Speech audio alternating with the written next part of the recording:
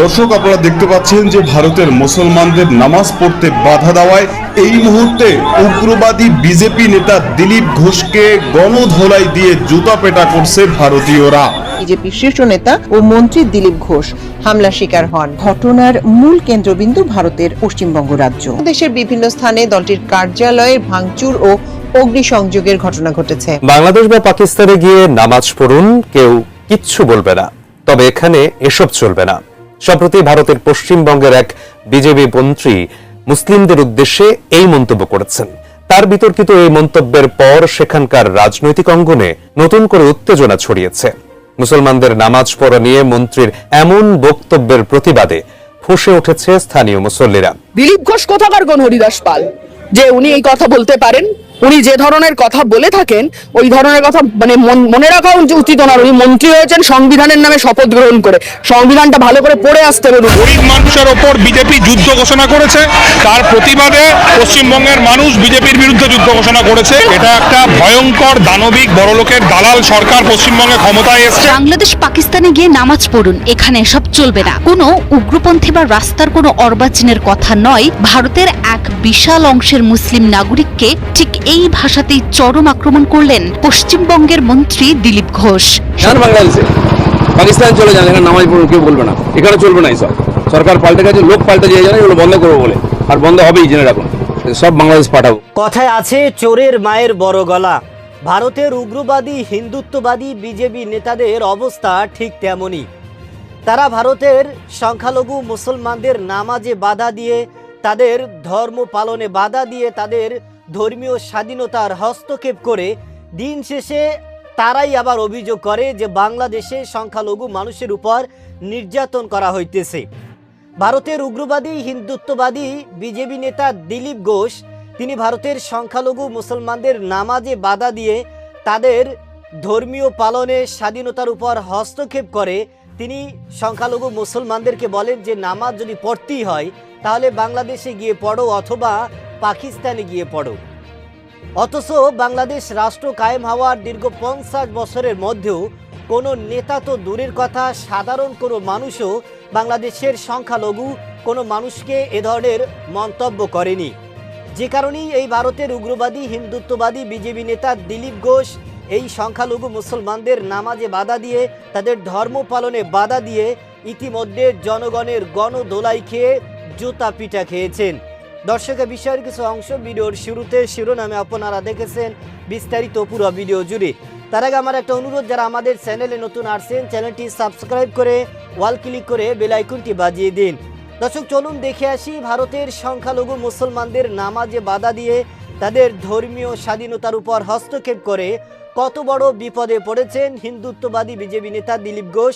সেটা আপনারা পুরো ভিডিওটা দেখলেই বুঝতে পারবেন। ভিডিওটা অত্যন্ত গুরুত্বপূর্ণ, তাই ধৈর্য ধরে একটি লাইক এবং পুরো ভিডিওটা শেষ পর্যন্ত দেখতে থাকুন। বাংলাদেশ বা পাকিস্তানে গিয়ে নামাজ পড়ুন, কেউ কিচ্ছু বলবে না, তবে এখানে এসব চলবে না। সম্প্রতি ভারতের পশ্চিমবঙ্গের এক বিজেপি মন্ত্রী মুসলিমদের উদ্দেশ্যে এই মন্তব্য করেছেন। তার বিতর্কিত এই মন্তব্যের পর সেখানকার রাজনৈতিক অঙ্গনে নতুন করে উত্তেজনা ছড়িয়েছে। মুসলমানদের নামাজ পড়া নিয়ে মন্ত্রীর এমন বক্তব্যের প্রতিবাদে ফুঁসে উঠেছে স্থানীয় মুসল্লিরা। সেই সঙ্গে তাদের প্রশ্ন, এটা কি কোনো সরকারি সিদ্ধান্ত নাকি নতুন কোনো ষড়যন্ত্র?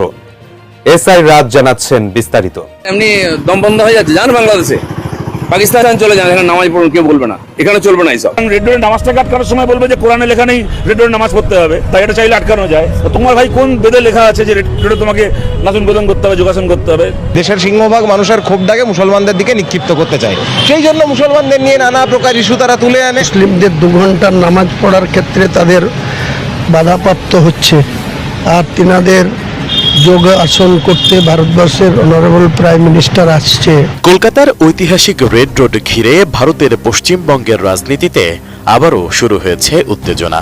আগামী 21 জুন আন্তর্জাতিক যোগ দিবস উপলক্ষে সেখানে আসবেন দেশটির প্রধানমন্ত্রী নরেন্দ্র মোদী। পাশাপাশি ওই অনুষ্ঠানে উপস্থিত থাকবেন পশ্চিমবঙ্গের মুখ্যমন্ত্রী শুভেন্দু অধিকারীও। তবে এই আয়োজনকে ঘিরে রেড রোড বন্ধ রাখা এবং মুসলিম সম্প্রদায়ের ঈদের নামাজের অনুমতি না দেওয়াকে কেন্দ্র করে নতুন করে শুরু হয়েছে বিতর্ক। আর সেই বিতর্কের আগুনে ঘি ঢেলেছেন রাজ্যের মন্ত্রী দিলীপ ঘোষ। নরেন্দ্র মোদীর আগমন ঘিরে কলকাতার অন্যতম প্রধান ও ব্যস্ততম এই সড়কটি দীর্ঘ ৭ দিনের জন্য সম্পূর্ণ বন্ধ রাখা হচ্ছে। এরই মধ্যে রেড রোডে বিশাল মঞ্চ নির্মাণের কাজ শুরু হয়েছে। এ কারণে 14 জুন রাত 10টা থেকে 21 জুন পর্যন্ত রেড রোডে সব ধরনের যান চলাচল বন্ধ রাখা হয়েছে। এদিকে কলকাতার রেড রোডে যোগ দিবসের এই জমকালো অনুষ্ঠানের অনুমতি দেওয়া হলেও সম্প্রতি পবিত্র ঈদুল আজহার নামাজ সেখানে আয়োজনের অনুমতি দেওয়া হয়নি। নামাজ পড়তে হয়েছে পার্শ্ববর্তী ব্রিগেড প্যারেড গ্রাউন্ডে।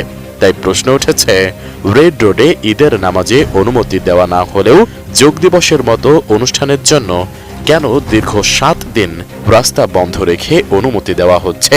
প্রশাসনের এমন দ্বিমুখী নীতির বিরুদ্ধে সরব হয়েছেন অনেকেই। বিজেপি চিরকালের বক্তব্য ছিল যে রেড রোডে কেন ঈদের দিন নামাজ পড়া হয়। রেড রোডে ঈদের দিন সকালবেলা 1 ঘন্টা নামাজ পড়া হলে বিজেপি রাতের ঘুম চলে যেত। আর সেই রেড রোডে এখন 7 দিন ধরে বসে ওরা ওখানে যোগাসন করবে। এখন শুধু এগুলো বোঝা যায় যে এগুলো হচ্ছে চুলকে খাওয়া করা। এগুলো হচ্ছে মানে ইচ্ছে করে একটা ধর্মের মানুষকে কর্নার করার জন্য এগুলো। একই ব্যক্তি একই সরকার ডবল ইঞ্জিনের সরকার দ্বিচারিতা করছে। মুসলিমদের 2 ঘন্টার নামাজ পড়ার ক্ষেত্রে তাদের বাধাপ্রাপ্ত হচ্ছে। আর তিনাদের যোগ আসন করতে ভারতবর্ষের অনারেবল প্রাইম মিনিস্টার আসছে। রাস্তায় যানজট হচ্ছে বলে নামাজিদের তুলে দিচ্ছে, এইটা ওনাদের লক্ষ্যই না। ওনাদের লক্ষ্য মুসলমান একটা ওই বাইনারি ক্রিয়েট করে রাখা, মারামারিটা জিইয়ে রাখা, বিভেদটা জিইয়ে রাখা। দেশের সংবিধান বলে একটা জিনিস আছে, সে সংবিধান অনুযায়ী আমাদের চলতে হবে। বিষয়টি নিয়ে 16 জুন সাংবাদিকদের প্রশ্নের জবাবে রাজ্যের মন্ত্রী বিজেপি নেতা দিলীপ ঘোষ বলেন, প্রধানমন্ত্রী আসলে তো সমস্ত রাস্তা বন্ধ থাকে, তিনি যেখানেই যাবেন সেখানেই বন্ধ হয়। তবে ঈদের নামাজের জন্য রেড রোডে অনুমতি না দেওয়ার প্রসঙ্গে সাংবাদিকদের প্রশ্নের জবাবে বেশ আক্রমণাত্মক ও বিতর্কিত মন্তব্য করেন দিলীপ। মুসলিম নেতাদের ব্যঙ্গ করে তিনি বলেন, ওনারা কোন হরিদাস পাল যে তাদের জন্য কলকাতার প্রধান রাস্তা আটকাতে হবে? দেশের প্রধানমন্ত্রী বা মুখ্যমন্ত্রীর জন্য রাস্তা আটকানো ঠিকই আছে। 107 বছর ধরে তো নামাজ চলেছে, একবার বন্ধ করে দেওয়াতে ওনাদের দম বন্ধ হয়ে যাচ্ছে। প্রাইম মিনিস্টার এলে তো সব রাস্তাই বন্ধ হয়, খালি রেড রোড কেন? উনি যেখানে যাবেন সেখানে বন্ধ হবে। তো যেখানে যান চলাচল কম ওখানেই করেছে, ছুটির দিন ওখানে কম লোক যাবে, সেজন্য ওখানেই করেছে, না হলে তো আরও বেশি সমস্যা হতো লোকের। আর ওনারা কে? হরিদাস পাল, তাদের জন্য রাস্তা আটকানো হবে? প্রাইম মিনিস্টারের জন্য আটকাবে, চিফ মিনিস্টারের জন্য আটকাবে, এটা ঠিকই আছে। আর 107 বছর ধরেই তো অন্যায় করা হয়েছে, 1 বছরে এমনি দম বন্ধ হয়ে যাচ্ছে। এ সময় তিনি বাংলাদেশ ও পাকিস্তানের প্রসঙ্গ টেনে সংখ্যালঘুদের উদ্দেশ্যে বলেন, বেশি সমস্যা হলে বাংলাদেশ বা পাকিস্তানে চলে যান, সেখানে গিয়ে নামাজ পড়ুন, কেউ কিছু বলবে না। এখানে এসব আর চলবে না। সরকার পাল্টে গেছে, এগুলো বন্ধ করার জন্য লোকও পাল্টেছে, তাই এগুলো এখন বন্ধ হবেই। যান বাংলাদেশে, পাকিস্তান চলে যান, এখানে নামাজ পড়ুন, কেউ বলবে না। এখানে চলবে না এইসব। সরকার পাল্টে গেছে, লোক পাল্টে যায় জানে, এগুলো বন্ধ করবো বলে, আর বন্ধ হবেই, জেনে রাখুন। অন্যদিকে দিলীপ ঘোষের এসব মন্তব্য মুহূর্তেই রাজনৈতিক অঙ্গনে তোলপাড় সৃষ্টি করে। তৃণমূল কংগ্রেস সহ বিভিন্ন ধর্মনিরপেক্ষ ও সামাজিক সংগঠন এই বক্তব্যের তীব্র নিন্দা জানিয়ে এটিকে দেশটির সম্প্রীতি নষ্টের একটি অপচেষ্টা বলে আখ্যা দিয়েছে। তবে দিলীপ ঘোষ তার বক্তব্যে অনড়। কথায় আছে, পিপিলিকার পাখা গজায় মরিবার তরে। ভারতের উগ্রবাদী হিন্দুত্ববাদী বিজেপি নেতাদের অবস্থা ঠিক তেমনই। তারা ক্ষমতা হাতের নাগালে পাওয়া মাত্রই ক্ষমতার মসনদ দখল করে ক্ষমতার অপব্যবহার করে একের পরে এক বিতর্কিত সিদ্ধান্ত, বিতর্কিত মন্তব্য দিয়েই আসছেন। ক্ষমতা পাওয়া মাত্রই মুসলমানদের নামাজ নিয়ে, তাদের ধর্ম নিয়ে, তাদের কোরবানি নিয়ে একের পরে এক যে সমস্ত বিতর্কিত মন্তব্য করে আসছেন, তারই ধারাবাহিকতায় এবার এই মুসলমানদেরকে নামাজে নিষেধাজ্ঞা করে, তাদের ধর্ম পালনে নিষেধাজ্ঞা করে, তাদের ধর্মীয় স্বাধীনতার উপর হস্তক্ষেপ করেছেন ভারতের উগ্রবাদী হিন্দুত্ববাদী বিজেপি নেতা দিলীপ ঘোষ। তিনি বলেন, নামাজ যদি পড়তেই হয়, ধর্ম পালন যদি করতেই হয়, তাহলে তোমরা বাংলাদেশে চলে যাও অথবা পাকিস্তানে চলে যাও, সেখানে গিয়ে নামাজ পড়ো, তোমাদেরকে কেউই কিচ্ছুই বলবে না। এবং তারা বাংলাদেশে যারা নামাজ পড়ে, যারা ধর্ম পালন করে, তাদেরকে খুঁজে খুঁজে চিরুনি অভিযানের মাধ্যমে যাচাই বাছাই করে তারা তাদেরকে বাংলাদেশে পাঠিয়ে দেবে এবং পাকিস্তানে পাঠিয়ে দেবে। এই বক্তব্য দেওয়ার পরে সামাজিক যোগাযোগের মাধ্যমে আবারও তুমুল আলোচনা এবং সমালোচনার ঝড় উঠেছে।